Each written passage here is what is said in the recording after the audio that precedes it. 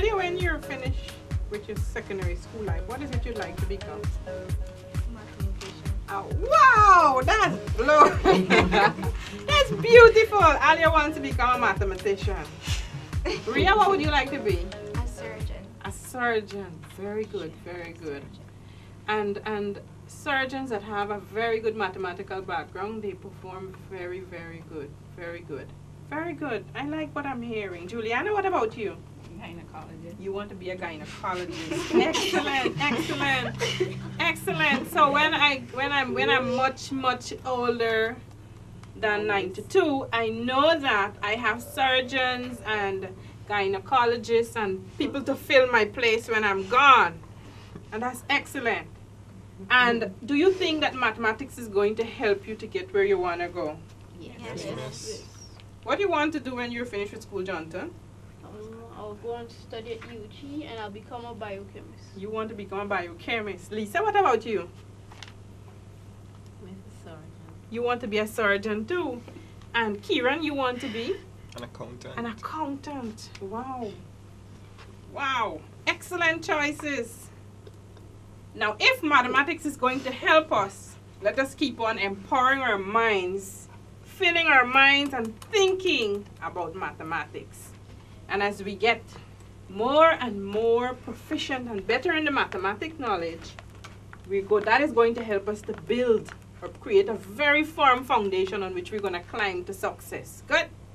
Now, in the last lesson, we looked at indices. And we looked at when we multiplied different conditions, what happened. And then we did some division under different conditions. And then we all saw what happened. And we even came up with some little generalizations. Now, we're going to use the last lesson as a stepping stone or a building block for this lesson here. So we're looking at algebra. And we're still on indices. Now, our first example says x to the 4th is being divided by x to the 7th. Now, you came up with a generalization or a little conclusion that says, when the bases are the same and you're dividing, what do we take the powers and do? Subtract. We subtract. So here we're going to have x to the 4th, take 7, and when we take 7 out of 4, we're left with? Negative 3. Negative 3.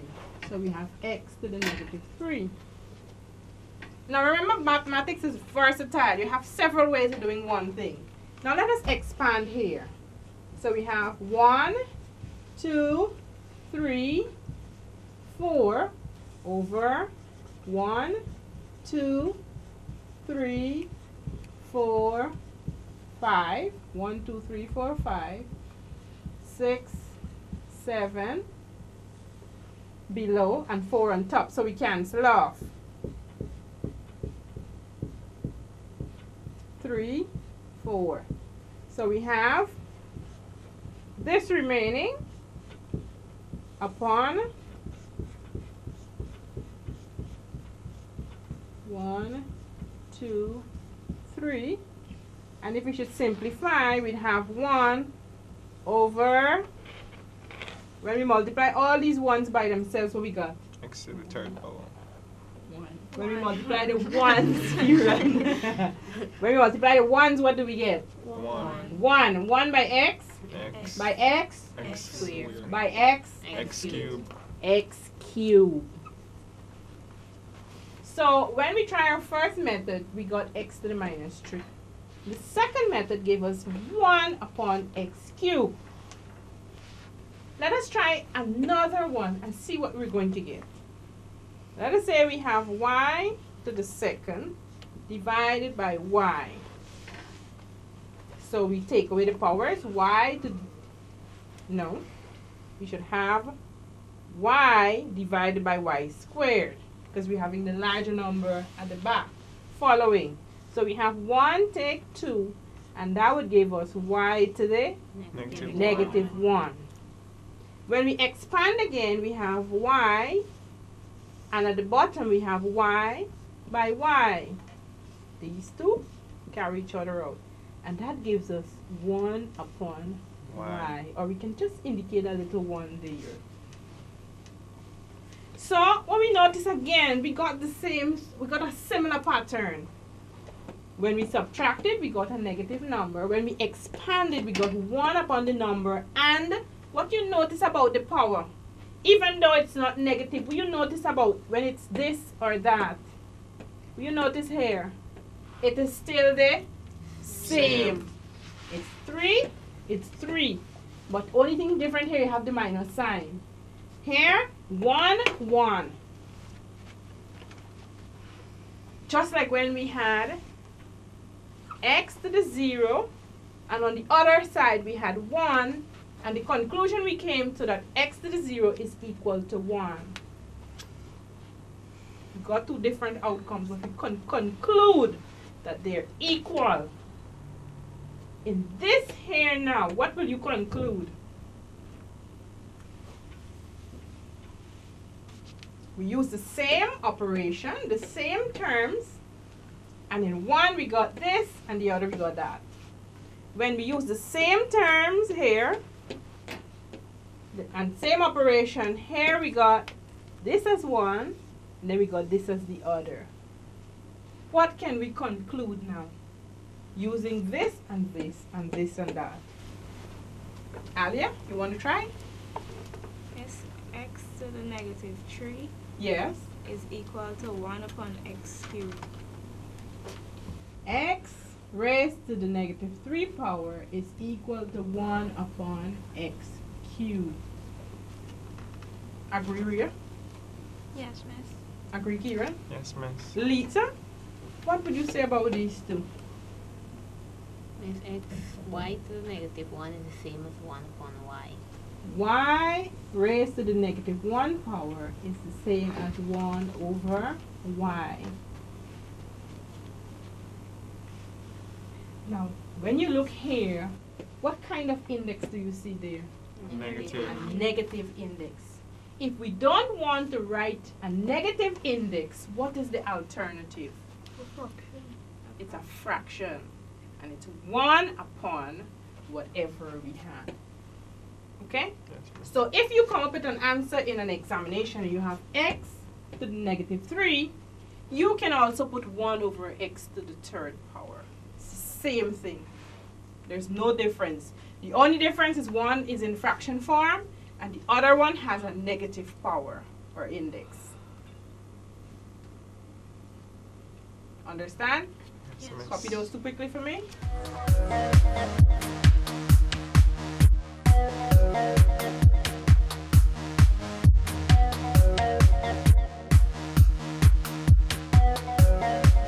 Finish copying, try the 3rd one.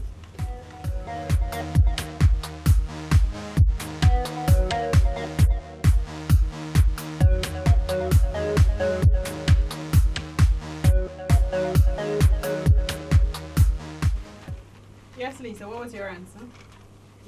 Z to the negative 10 power. Z to the negative 10. What's Z to the negative 10, Alia?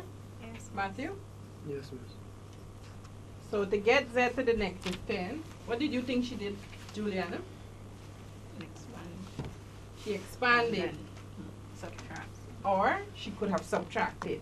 So it would have been Z to the 5, take 15.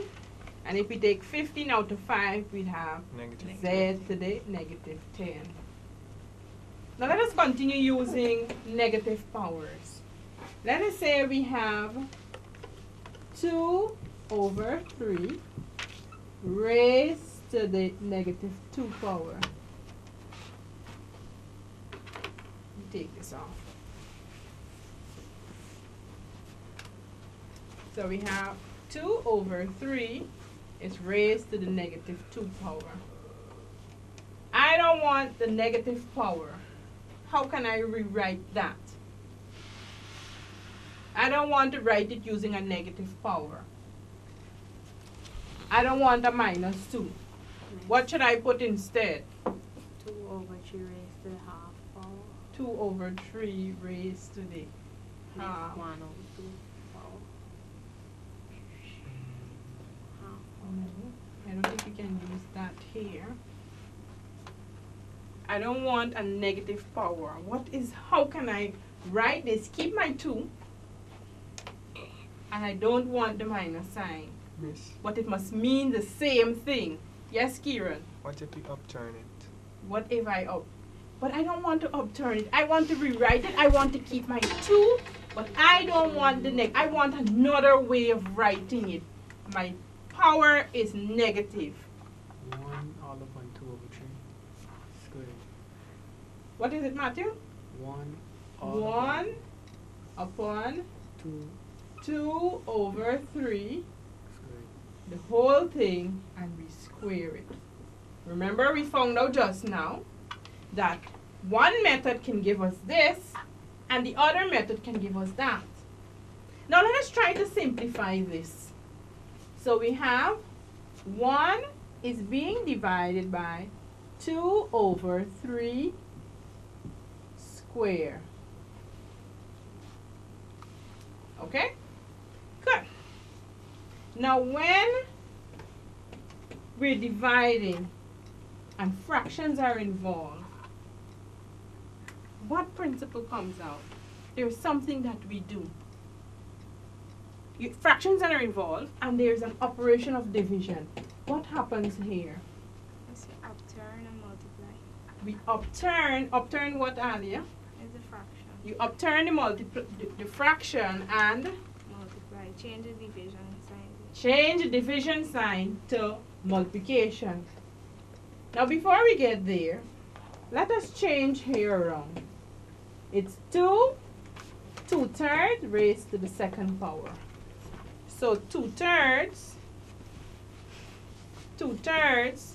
raised to the second power is the same as 2/3 by 2/3, which would give us 4 over 9. So let's substitute. 1 is being divided by 4 over 9. So Alia told me change the division to multiplication and upturn. So we end up here with 9 over 4. Now we want to rewrite 9 and 4 in this form here with our little 2. So 9 is the same as 3 squared and 4 is the same as 2 squared. And we say when we're dividing and they have the same power, we can factor out the power and write the 2 as they are. So we started off with 2/3. And what did we end up with? 3 upon 2. 3 upon 2. So what did we do with the 2/3 to get here? What did we simply do? Upturned it and changed Upturned it. Or we can say we found the reciprocal of it. Simple. From 2 over 3 raised to the minus 2, we end up with 3 over 2 squared. And Alia helped us get there. When you're dividing and you have fractions, you upturn the fractions. That means that the numerator becomes the denominator and the denominator becomes the numerator. And the division sign is changed to multiplication. Take this one picture for me.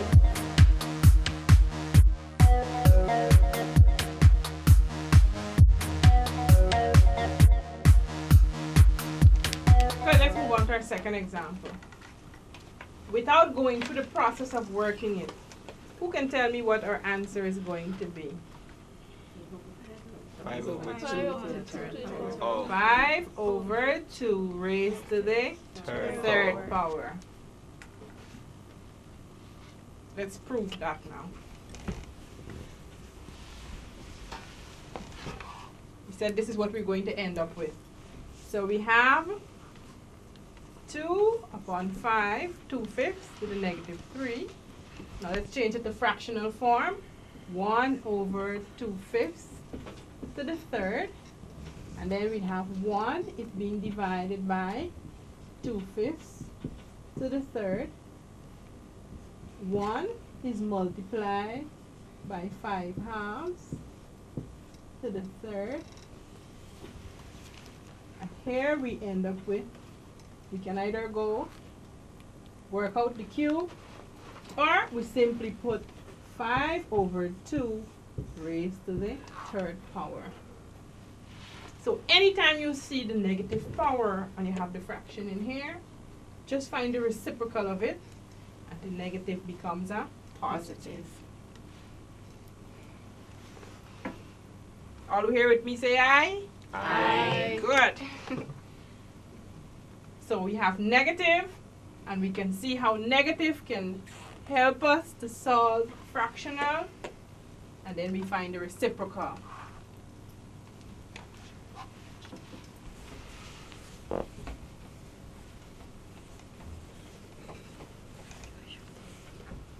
So we looked at positive indices, we looked at negative indices.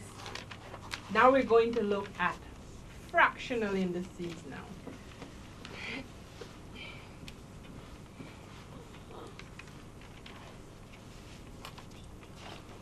So we have 60 raised to the half power. And we call half a unit fraction. And we call it a unit fraction because it has 1 as its numerator. We call it a unit fraction because it has 1 as its numerator. So this is a unit fraction. Now, unit fractions are also referred to as Egyptian fractions. The Egyptians used them long, long ago to do sharing and make divisions, and they were very effective. And if you want to find out more about it, you Google Egyptian fractions and you have a history of it there. But those were very wise people. No controversy when they used unit fractions. Now, here we have 16 raised to the half power. When we see that little half up there, what is it indicating to us? It's sending a message, just as if we had 2 to the second power. This little 2 told us we wanted a 2 by a 2. What is the half saying to us? The half is also sending a message. What is the half saying to us? We should take the 16 and find its square root. Very good, Julian. We take the 16 and find its square root. So the square root sign is written like that, or we call it the radical sign. And if you notice, there is no number in here when we're finding the square root. It's left vacant. So what is the square root of 16? 4. How do you determine the square root of 16? You told me 4. Why is it it's not 8 or it's not 2? Why is it 4? Because when 4 multiplies itself, it has 16. Because when 4 is multiplied by itself, we get 16. That is true. But the square root is not only 4. There's another answer.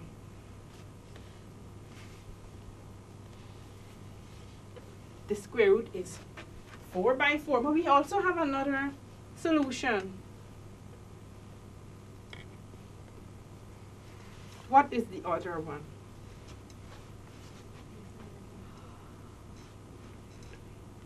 By 1. No. 2. We say that the square root of 16 is 4. You told me 4, but I'm saying there's also another number that we can use as the square root of 16. What is the very good, Lisa? Negative 4 is also the square root of 16. Because when negative 4 is multiplied by negative 4, we also get Positive 16. So the square root of 16 is equal to plus and minus 4. Negative and positive 4.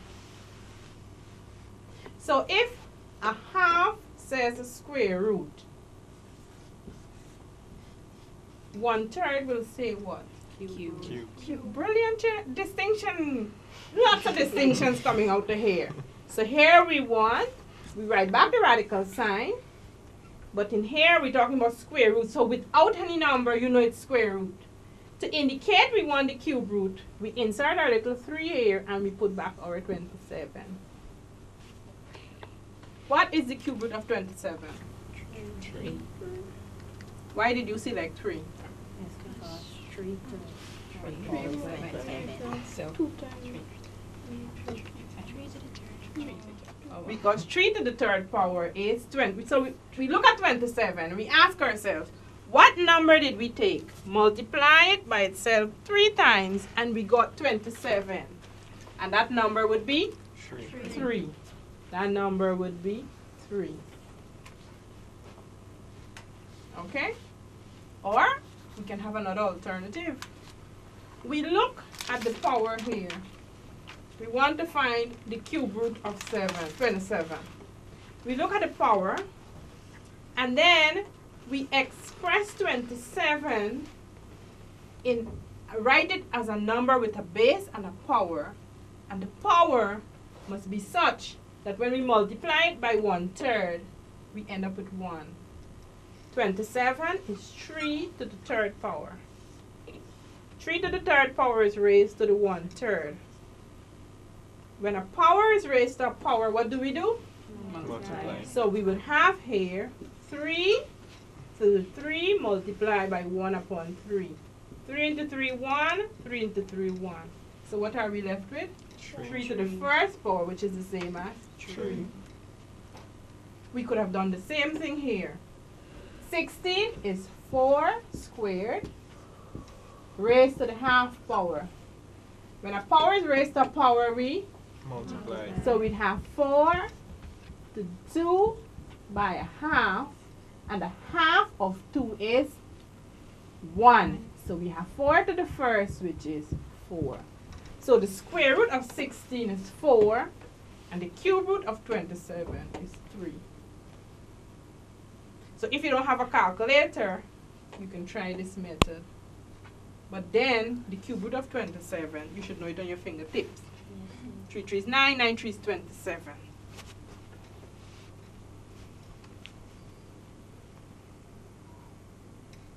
Now I want 16 raised to the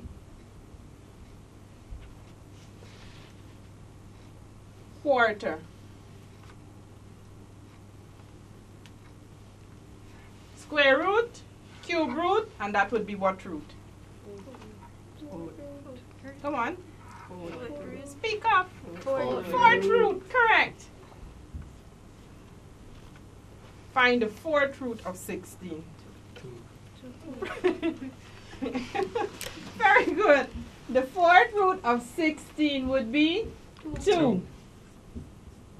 Very good, Juliana. That's sharp. Good. So we indicate our 4 here to say we're finding our fourth root. Or we choose the other method. We take 16 in such a way we write it that it looks like an index here, index and a base, but we should have a 4. So it's 2 to the 4th power raised to the quarter, and we'd have 2 to the 4 by a quarter, and we end up a quarter of 4 would be 1. Good. So take this example down here for me. So this is our first, our second, and our third.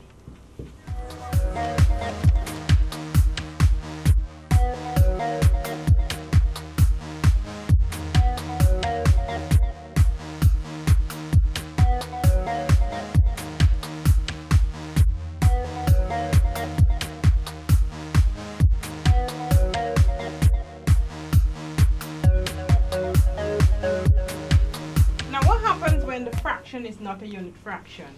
Let us say we have 2 over 3. Let us say the power is 2/3. Well, let's take 2/3 and break it apart. 2/3 can be rewritten as 2 multiplied by a third, or a third multiplied by 2.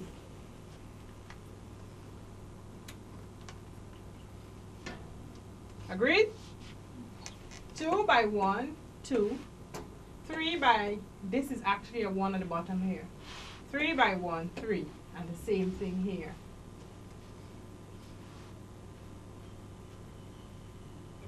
Everybody agree with me?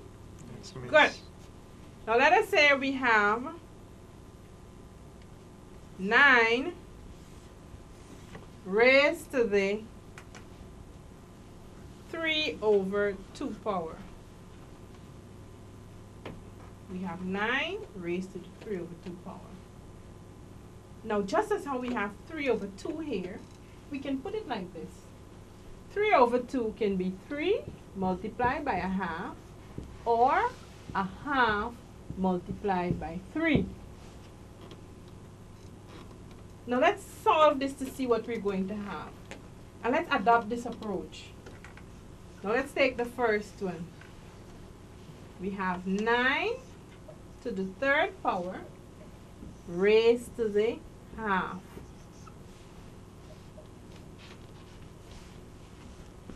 What is 9 to the 3rd power?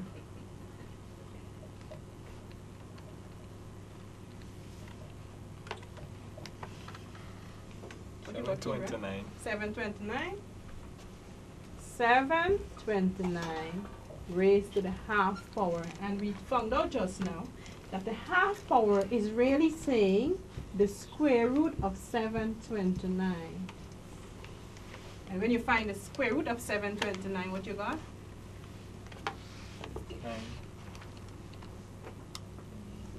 27. 27. Good? Now let us try the other approach. We want 9 to the 1/2 power, and then we're going to cube it. So first we're going to take the square root of 9, and the answer we get, we're going to cube it. What's the square root of 9? 3. 3. And when we cube 3, we have 3 3s 9, 9 3s 27. 27.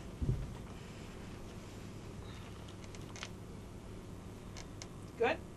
So what you notice is in the fraction, the denominator becomes the root. And the numerator tells us whether we have to square or cube or multiply it by itself 4 times or 5 times, and so on. Now let's try this one here for me. Copy this one, number 1.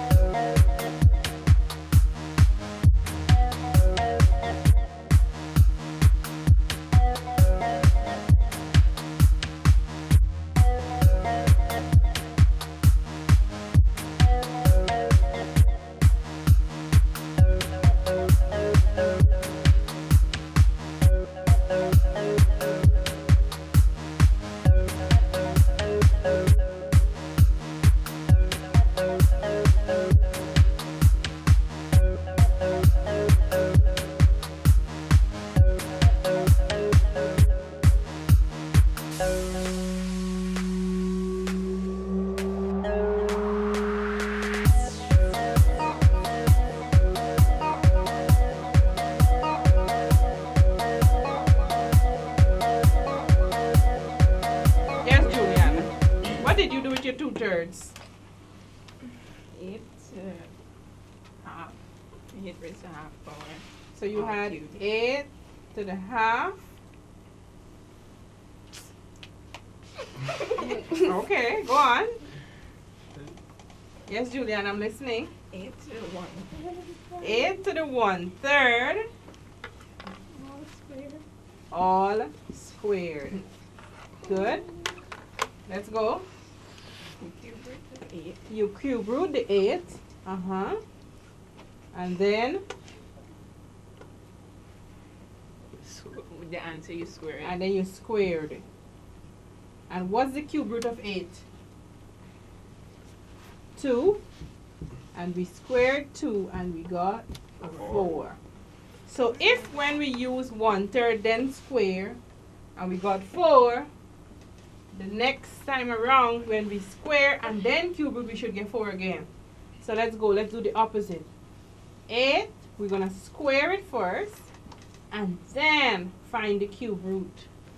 When we square 8 we get 64 and we have to take it to the 1/3 power, which is the same as the cube root of 64, and the cube root of 64 is 4. 4, 4, 16, 16, 4, 64. Got that, Lisa? Yes, Got that, Alia? Yes. Any Not problems, working. Alia? Yes, the negative working now. Okay. So you there with us now? Yes. Good girl. Now let's go. When we had 3 halves or 3 over 2, what we noticed that the 3 became the power, and which is the 3 which is the numerator became the power, and the denominator 2 became the root. Here we had 2/3. The 2 became the power here, and the 3 became the root.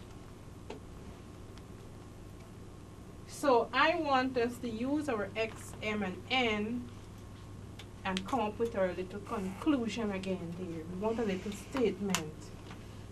If we have x to the m upon n, what can that be rewritten as? What would the numerator be?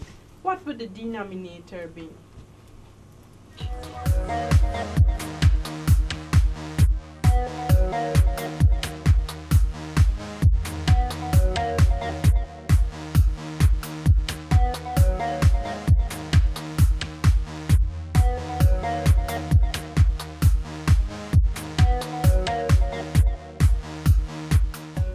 And let us say we don't want this fractional power up here. How can we rewrite this fractional power with this piece? Yes, Jonathan. X to the 1 over n power. X to the 1 over n power. X to the 1n power. No, we don't want to switch the places. We want this to remain as it is. But we don't want to write 1 upon n. What could we have written instead? Negative n. Negative n. We don't want a negative index.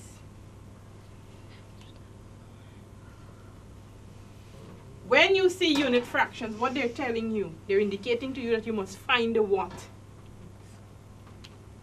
The word begins with the root. Thank you, Lisa. Now we want to rewrite. We don't want to use it, but we still want to show the root. So what do we do with this? Matthew root, then put an n, then put an x. Very good. We're going to put our radical sign. The n goes out here, and x to the m power goes under beneath the radical sign. So we're finding the nth root of x to the m power. The nth root. So n can be any number, any integer, and x, the power remains as m. So it's the nth root of x to the m power. Okay? So anytime you have a fraction, you can break it up and end up with that. And from there, you can come up with your solution. So when we can have positive indices, or we can have a negative index. If we take a larger from a smaller, we end up with a negative. And there are more than one ways in which we can write the negative. We can either write it showing it with a negative sign, or we can write it in a fractional form. We also saw that when we have a fraction raised to a negative power, to solve it, all we simply do is to find the reciprocal of it, and the power is changed to positive. A unit fraction indicates that we're finding some root of the number in thought. And here, when we have a fractional index, the numerator tells us how many times the number is multiplied by itself. And the denominator tells us what root we need to find. Is maths fun? Yes, Is miss. maths enlightening? Yes, Yes, miss. Do you think it's a good idea to plant the garden of your mind with mathematics? Yes, miss. Very good. All of you are going to get distinctions, right? Yes, Yes, miss. Good. Now let us quickly recap what we did.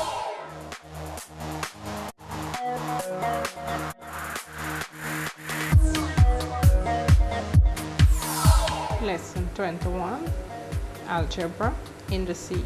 In this lesson, we will apply the rules of indices to manipulate algebraic expressions with negative and fractional indices. Here are some key points. Algebraic expressions can have positive, negative, and fractional indices. When the square root of a quantity is taken, the number 2 indicating the root is usually omitted. A negative index implies the reciprocal of the quantity, negative index. Let us consider x to the 0 divided by x to the a, and that is equal to x to the 0 take a equals x to the negative a. But x to the 0 is equal to 1. So x to the 0 upon x to the a equals 1 upon x to the a, which is equal to x to the negative a. We have seen that x to the negative a is equal to 1 upon x to the a. Negative index continues. Let us consider 1 upon a squared, and that's equal to a to the minus 2. But 1 upon a squared equals 1 upon a by 1 upon a, which is equal to 1 upon a all squared. We have seen that a to the negative 2 is the same as 1 upon a all squared. Example 1, simplify 2/3 to the negative 2 using a, x to the negative a equals 1 upon x to the a. We have 2/3 to the negative 2 equals 1 upon 2/3 raised to the second. 1 upon 2/3 squared equals 1 upon 4 over 9, which is equal to 1 divided by 4/9, which is equal to 9 upon 4. 2 over 3, 3 over 2. Here is an important principle. 2 upon 3 to the negative 2 is equal to 3 over 2 squared. X over y to the negative 2 is equal to y over x squared. Example 2, simplify x to the half by x to the half.